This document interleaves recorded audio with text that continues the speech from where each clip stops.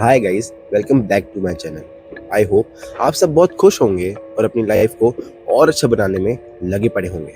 तो आज फिर से मैं आप सबके सामने आ चुका हूँ एक और रियल हॉरर इंसिडेंट लेके। ये वाला इंसिडेंट आप सबको काफी रिलेटेबल लग सकता है, क्योंकि कभी कभार हमारी भूत और इनसे रिलेटेड चीजों की क्यूरियोसिटी हमको कुछ ऐसी चीजों में फंसा देती है जिनसे हम दोबारा कभी बाहर नहीं निकल पाते। तो इस स्टोरी को शुरू करने से पहले मैं आप सबसे एक रिक्वेस्ट करना चाहूँगा। ये चैनल मैंने नया क्रिएट किया है। इस पे मैं हॉरर, मिस्ट्री और स्पिरिचुअल कंटेंट रेगुलरली अपलोड करता हूँ। तो मैं चाहूँगा कि आप इस चैनल को सपोर्ट करें और इस चैनल को सब्सक्राइब करें। तो चलिए अब आगे बढ़ते हैं हमारी स्टोरी की तरफ।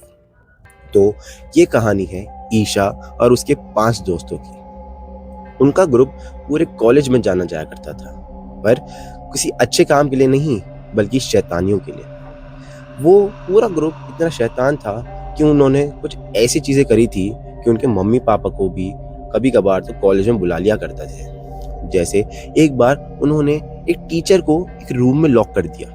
तो उन्होंने एक बार एक लड़की के साथ ऐसा प्रैंक किया कि उसके मम्मी पापा ने पुलिस तक में कंप्लेन कर दी। तो आप समझ सकते हैं कि ये पूरा ग्रुप बहुत ज्यादा ही शैतान था।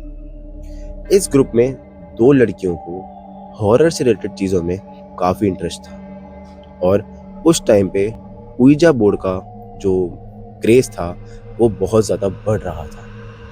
तो उन्होंने अपने दोस्तों के सामने एक प्रस्ताव रखा कि क्यों ना हम इसको एक्सप्लोर करें और एक बार सब साथ में बैठ के इसको खेलते हैं। ईशा बहुत ज्यादा डरती थी, तो ईशा ने साफ मना कर दिया कि नहीं नहीं यार, ये मुझसे नहीं हो पाएगा, प्लीज इसको इग्नोर करो और कुछ और खेलते हैं। पर बाकी सारी दोस्तें बहुत ज्यादा इंटरेस्ट शो कर रही थी, तो उन्होंने जैसे तैसे ईशा को ही मना लिया। तो उन्होंने एक टाइम डिसाइड कर लिया और एक जगह डिसाइड कर ली जहाँ पे वो साथ में मिलके ouija बोर्ड के साथ खेलने वाले थे। और उन्होंने ऐसा ही किया। उन्होंने रात के 11 बजे ईशा के रूम में पूरा सेटअप जमा लिया, जहाँ उन्होंने चारों तरफ एक एक कैंडल रख ली, बीच में ouija बोर्ड, लाइट्स ऑफ कर ली, और वो सारी एक ग्रुप बना के ouija बोर्ड के अराउंड बैठ गई। ईशा को अभी भी बहुत ज्यादा डर लग रहा था, पर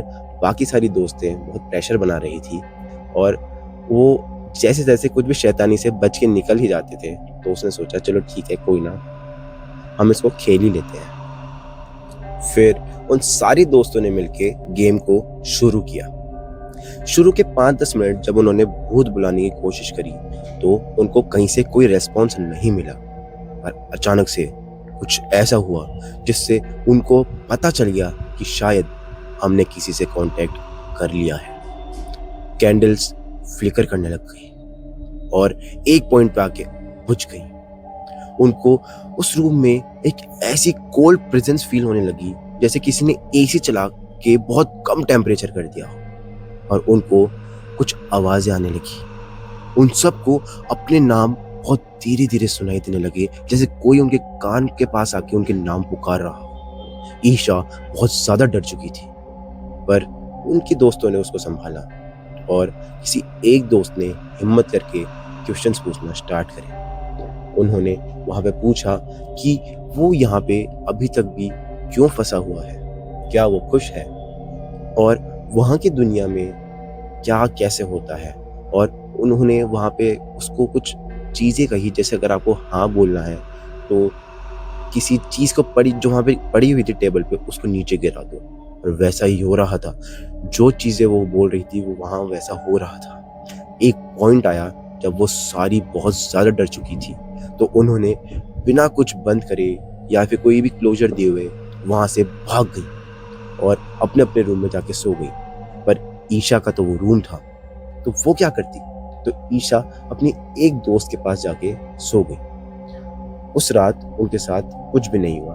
फिर उनकी गर्मियों की छुट्टियां आ गई और सब अपने घर की तरफ चली गई। घर पे जाके वो सारी खुश थी, अपनी छुट्टियों को एंजॉय कर रही थी।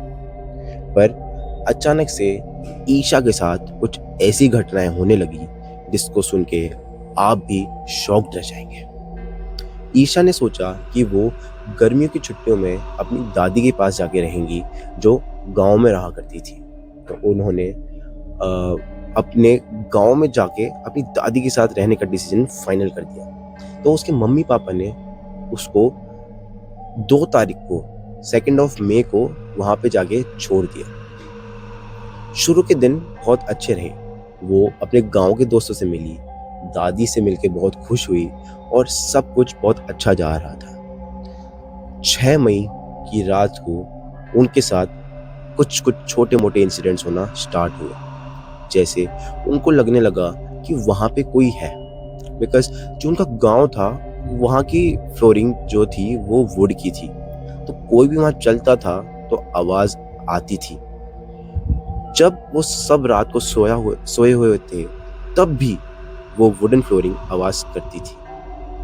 ये बात ईशा को खटकने लगी कि इस घर में तो सिर्फ मैं और दादी ही रहते हैं, और जब हम सो रहे होते हैं तो ये आवाज़ क्यों आती है। पर उन्होंने ये चीज़ अपनी दादी को नहीं बताई। पर धीरे धीरे कुछ ऐसी चीज़ें होने लगी जब वो अपनी दादी से कुछ नहीं छुपा पाई, जिनमें से एक चीज़ ऐसी थी जिसको सुन के मैं खुद शॉक्ड रह गया। एक दिन जब वो और दादी किचन में कुक कर रही थी, डिनर कुक कर रही थी, जब शाम के 7 बजे हुए थे, तो एक बार जो ईशा है वो अपने रूम में कोई सामान लेने गई। तो जो दादी थी उनकी एज बहुत ज़्यादा थी और उनके घुटनों का ऑपरेशन हो रखा था, तो उनसे सीढ़ियाँ चढ़ा नहीं जाया करती थी, या फिर चढ़ी जाती थी तो उनको किसी की नीड होती थी या किसी की हेल्प चाहिए होती थी, नहीं तो वो सीढ़ियाँ नहीं चढ़ पाती थी। और जो ईशा का रूम था वो फर्स्ट फ्लोर पे था, तो ईशा अपने रूम में जाके कुछ सामान निकाल रही थी। तो उनको अचानक से कुछ ऐसा फील हुआ कि कोई सीढ़ियाँ चढ़ के ऊपर आ रहा है। तो उनको लगा कि शायद दादी है, क्योंकि उस टाइम उन्होंने ये ध्यान नहीं दिया कि दादी सीढ़ियाँ अकेली नहीं चढ़ सकती और घर पे सिर्फ वो 2 थे। तो उनको ऐसा फील हुआ कि कोई सीढ़ियाँ चढ़ के ऊपर आ रहा है, और जब वो बाहर निकल के देखी तो कोई तो एक लेडी थी जो साड़ी में ही ऊपर जा रही थी। फर्स्ट फ्लोर चढ़ के वो टेरेस की तरफ जाने लगी। तो ईशा भी उनको फॉलो करने लगी, कहने लगी, दादी आप अकेले कहाँ जा रहे हो। तो वो ऊपर गई, उनके साथ उनको फॉलो किया। जब वो एंटिटी छत पे पहुंच गई तो ईशा उनके पीछे ही थी, पर जैसे वो आगे जाने लगी अचानक से वो एंटिटी गायब हो गई। और जब ईशा ने पीछे मुड़ के देखा तो एंटिटी जस्ट उनके पीछे खड़ी थी। वो बहुत जोर से चीखी। इस चीख से पूरा गांव इकट्ठा हो गया कि अचानक से ये क्या हुआ। उन्होंने ये चीज़ अपनी दादी को बताई और दादी भी ये सुन के बहुत ज़्यादा डर गई थी। उन्होंने अगले ही दिन ईशा को एक पंडित जी के पास ले जाने का निर्णय लिया और उन्होंने यही किया। वहाँ पे पंडित जी ने कुछ तो चीज़ें करी, उनके हाथ पे काला डोरा बांधा, उनके तिलक लगाया और घर पे आके पूजा करी, जिससे वो घर वापस से प्योर हो सके और वहाँ पे अगर कोई भी नेगेटिव प्रेजेंस थी वो वहाँ से भाग सके। और दादी ने उनको तुरंत अपने घर वापस भेज दिया। जब उनके मम्मी पापा ने इंसिडेंट सुना तो वो भी बहुत ज़्यादा डर चुके थे। उन्होंने पूछा, ये कैसे हुआ, क्या कुछ पहले तुमको ऐसा फील हुआ था।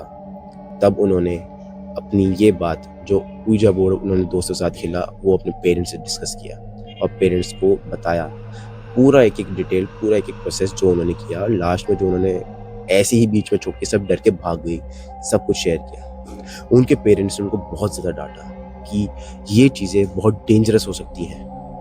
मैं मानता हूँ कि तुम लोग इस उम्र में बहुत ज़्यादा शरारत करते हो, शैतानियाँ करते हो, बट एक लिमिट होती है और वो लिमिट जब क्रॉस हो जाती है तो ये चीज़ें तुम्हारा पीछा नहीं छोड़ती हैं। कुछ दिन, कुछ महीने, कुछ साल उस एंटिटी ने ईशा का पीछा नहीं छोड़ा।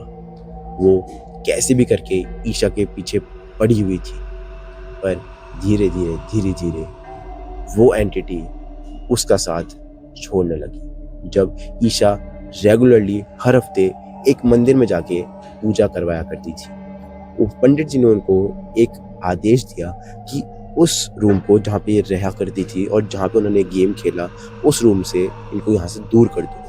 और उनके पेरेंट्स ने ऐसा ही किया। उनको उस रूम से बाहर निकलवाया, उस रूम से इनफैक्ट उस कॉलेज से ही बाहर निकलवा के दूसरे कॉलेज में एडमिशन करा दिया, क्योंकि वो अपनी इकलौती बेटी की लाइफ के साथ कोई भी रिस्क नहीं ले सकते थे। और आज उस इंसिडेंट को 10 साल हो चुके हैं। ईशा को कभी कभार वो चीज़ें फिर से याद आती है और कभी कभार वो एंटिटी उसको फिर नज़र आती है, पर उसको वो कोई हार्म नहीं पहुंचा सकती और पहुंचा पाती। तो ये थी आज की हमारी real horror story. I hope आपको ये स्टोरी पसंद आई होगी। अगर आपको ये स्टोरी पसंद आई हो तो इस वीडियो को लाइक ज़रूर से करना, और अगर इस चैनल पर नए हो तो इस चैनल को सब्सक्राइब ज़रूर से करना, क्योंकि इस टाइप की स्टोरीज़ को ढूंढ के लाने में और नरेट करने में बहुत ज़्यादा एफर्ट लगता है।